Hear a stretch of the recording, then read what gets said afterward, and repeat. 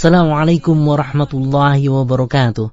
Innal hamdalillah wassalatu wassalamu ala Rasulillah wa ala alihi wa sahbihi wa man walah, amma ba'd. Pada kesempatan yang berkahi ini kita akan membahas tentang bersedekahlah, jangan hanya menganjurkan.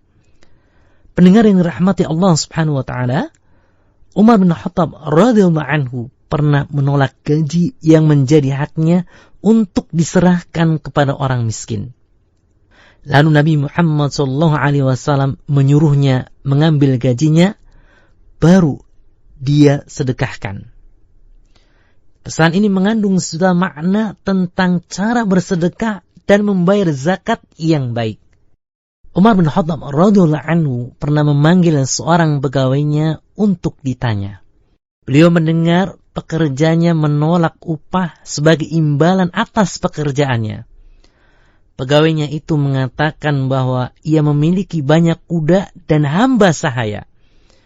Ia merasa berkecukupan sehingga menganggap alangkah baiknya gajinya itu tetap menjadi kas negara untuk disedekahkan kepada para fakir miskin.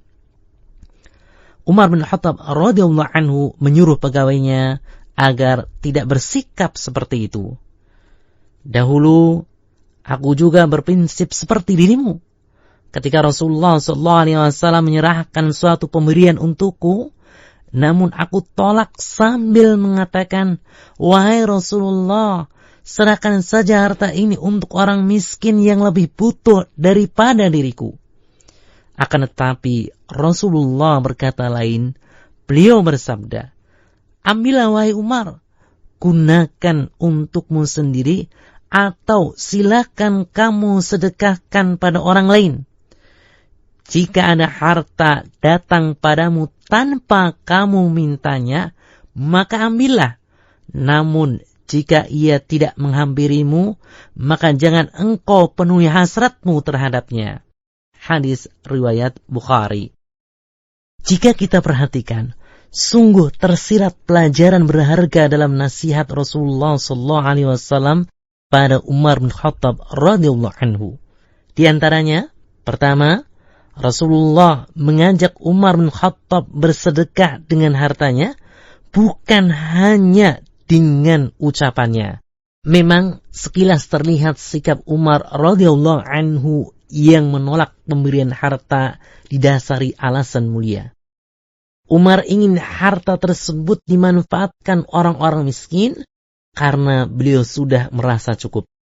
Sikap Umar ini dinamakan dengan ithar. Apa yang maksudnya ithar? Yakni mendahulukan orang lain daripada diri sendiri untuk mendapatkan sesuatu. Dalam peristiwa tersebut, Umar bin Khattab radhiyallahu anhu telah menunjukkan keikutsertaannya dalam sedekah berbentuk anjuran dan ucapan. Namun Rasulullah mensyaratkan ada sikap yang lebih baik daripada itu. Beliau mengajak Umar bin Khattab, bila ingin bersedekah, pilihlah jalan yang lebih utama, yaitu ikut bersedekah dengan harta sendiri, bukan hanya dengan anjuran dan kata-kata saja. Tidak dipungkiri, menganjurkan orang bersedekah adalah perbuatan mulia. Menunjukkan orang lain tempat penyaluran infak atau sedekah adalah pekerjaan terpuji. Namun, mengeluarkan sedekah dari kantong sendiri lebih terpuji. Selanjutnya, pelajaran yang kedua, Rasulullah SAW mengajak Umar bin Khattab untuk melawan sifat kikir dalam dirinya. Kita mungkin sepakat, harta yang belum masuk kantong kita rasanya lebih mudah untuk dilepaskan. Barangkali karena masih ada kesan itu harta umat atau uang lembaga atau kas yayasan. Namun ini berbeda bila harta itu menjadi hak kita dan sudah masuk ke rekening kita. Kira-kira mudahkah harta tersebut keluar menuju para fakir miskin?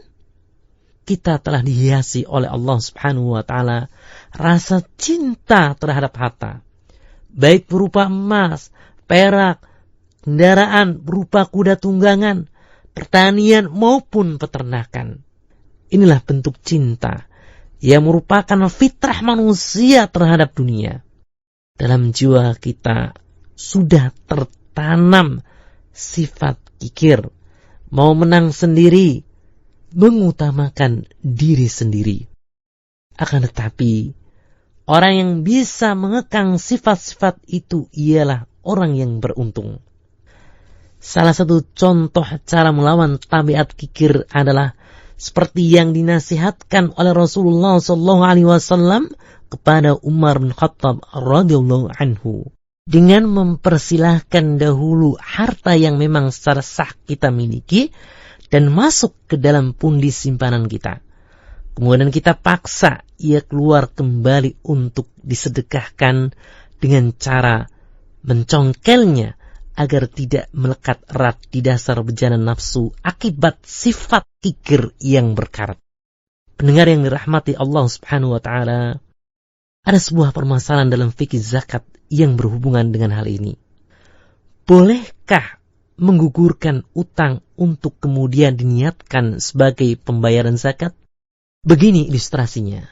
Setelah menghitung kewajiban zakat hartanya, A menyimpulkan kewajiban zakat yang harus dia keluarkan sebesar 2 juta rupiah.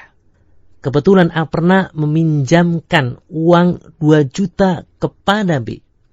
Ia seorang fakir miskin.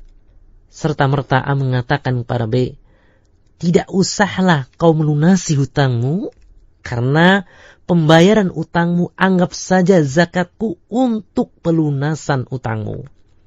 Menurut mayoritas ulama, zakat model seperti itu tidak sah. Hal tersebut karena, pertama, zakat harus diserahkan oleh pemberi zakat dan diambil oleh penerima zakat. Allah Subhanahu wa taala berfirman dalam surat At-Taubah ayat 103, "Khudh min amwalihim shadaqah." Ambillah zakat dari harta-harta mereka. Sedangkan dalam kasus itu tidak ada serah terima, karena pemberi zakat bukan memberikan harta miliknya, melainkan hanya menggugurkan utang orang lain. Kedua, Allah Subhanahu wa taala berfirman dalam surat Al-Baqarah ayat 267, "Wala tayammamul khabitha minhu tunfiqun." Janganlah kalian memilih yang buruk-buruk untuk kalian nafkahkan. Pendengar, hubungannya dengan kasus ini adalah zakat yang diserahkan masih berbentuk utang. Kita akui bahwa lirikan hati terhadap utang berbeda jauh jika dibandingkan dengan hasratnya terhadap harta miliknya. Yang ketiga, biasanya orang akan gampang menggugurkan utang atau memperpanjang tempo pelunasannya. Lain halnya dengan uang miliknya. Akan terasa berat bagi hati untuk melepaskannya.